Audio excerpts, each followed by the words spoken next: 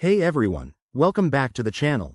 If you're diving into the world of cryptocurrency, you know how important it is to move your assets around securely. Today, we're tackling a common task: transferring XRP from Uphold to Coinbase Wallet. This full guide is tailored for 2025, so we'll cover the latest steps to make sure you're up to date. Whether you're new to crypto or just need a quick refresher, stick around. This will take you through it step by step. First off, why do this? Uphold is great for buying and holding, but Coinbase Wallet offers more decentralized control, so transferring can help you manage your XRP more effectively. Let's jump right in. Step 1. Ensure you have accounts on both platforms. Download the Uphold and Coinbase Wallet apps if you haven't already, and verify your identities. It's crucial for security. Once that's done, log into your Uphold account and head to your dashboard. Locate your XRP balance. It should be under your wallet section.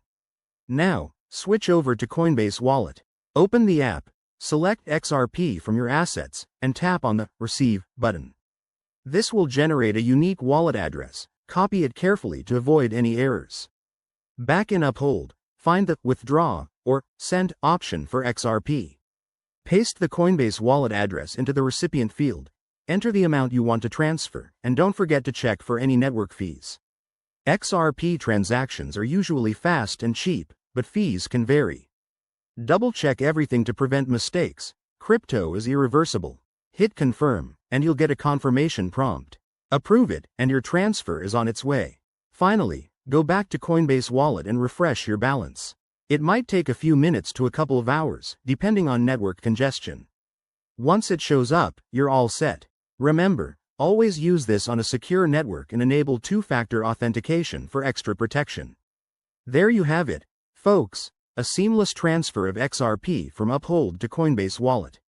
If you found this helpful, give it a thumbs up, subscribe for more crypto guides, and let me know in the comments if you have any questions.